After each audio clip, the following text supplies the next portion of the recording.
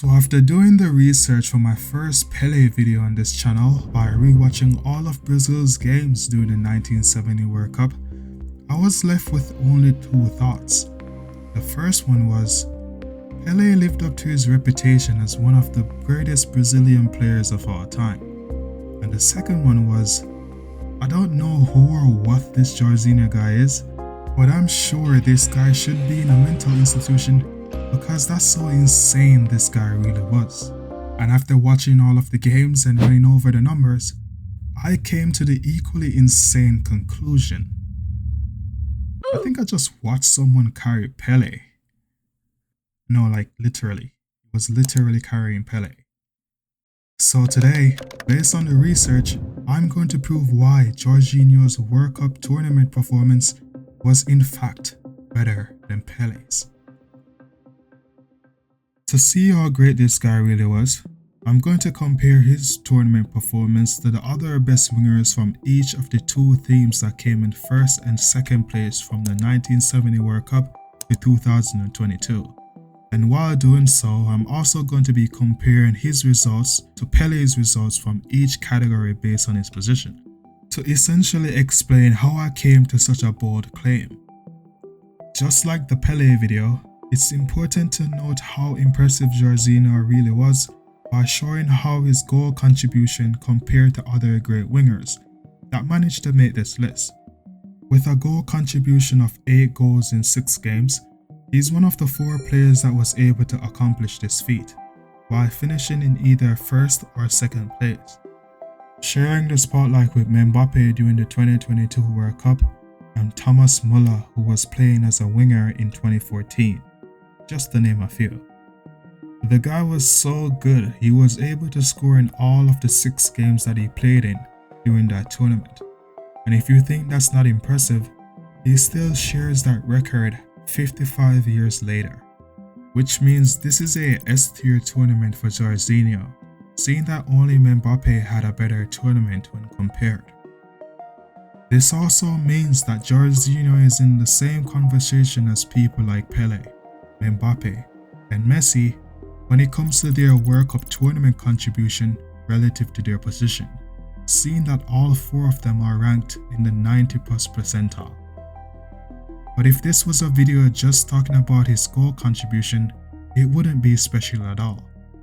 The first thing that actually caught my eye wasn't the fact that he was scoring, it was the guy's insane dribbling ability, and how much better at dribbling he was compared to everyone else on the team. To put his skills into perspective, the best dribbler from the previous 27 players other than Jairzinho is an Argentine called Daniel Bertoni from the winning Argentina team in 1978, having 5.2 successful dribbles per game with a success rate of 61%. And here we can see Mbappe in 2018, another standout when compared to the other players on this list. Now you're probably wondering, where is Jairzinho? Well, he's not on this graph because it's actually not big enough. With 7.8 successful dribbles per game, he was literally running at people when he was playing. The guy's actually a monster.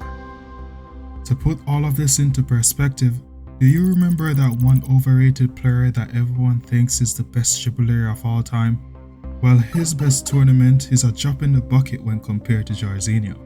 Well, surely Neymar in 2017 UCL, right? Literal trash. CR7's best dribbling UCL tournament? That doesn't even matter because Jairzinho beats them all. The same can be said about Pele's performances as well. With a dribbling rate of 2.2 per game, he's ranked in the 80th percentile from all the strikers on his list, when Jairzinho is in the 90+ percentile in his position. With this in mind, it shouldn't be surprising that he is the second most fouled player from this list, compared to the others, only behind Daniel Bertoni, who has 4.7 compared to Jairzinho's 4.3. So clearly Pele doesn't stand a chance here. But what about Jairzinho's passing ability? One of the best indicators of an attacking player passing ability going forward is their stats for chances created. From this list of 27 players, Jairzinho is roughly in the 70th percentile when compared to the others. With 2.2 chances created per game, he is losing out to players like Thomas Muller, Rivaldo, and Daniel Bertani, just to name a few.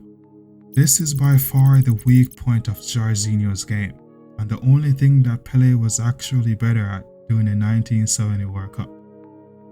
And lastly, when it comes down to shooting, Jairzinho is a winger with the best shooting stats in the World Cup from the 27 players on this list, having a conversion rate of 58%. This is insane for two really big reasons. Number one, modern world-class players are far better at shooting when compared to their historical counterparts. So the fact that he was able to get a better conversion rate than someone like Mbappe is truly impressive. And secondly, the fact that he was able to do it on the team that he was on, which is a team that had such a massive amount of shots missed per game, that alone should be enough of an indicator of how good this guy really was. I mean, he had a better conversion rate than a man that scored 1,000 goals. Someone who should be an expert at scoring goals. This means he's in the 90+ percentile when compared to the other players on this list in this category, while also beating Pelé's 28th percentile on his list. So if I was to rank Jairzinho's World Cup performance with a 90+ percentile performance for dribbling, roughly 70+ percentile for his chance creation, and 90+ for his performance for shooting, this tournament based on the eye test alone is within the 90th percentile, meaning almost 90% of the players on this list weren't as good when compared to Jairzinho. This easily makes this an S-tier tournament performance, which is above Pelé's. So yeah, Jairzinho was Brazil's best player from the 1970 World Cup. Anyone who says otherwise, let them watch this video. Thanks for watching.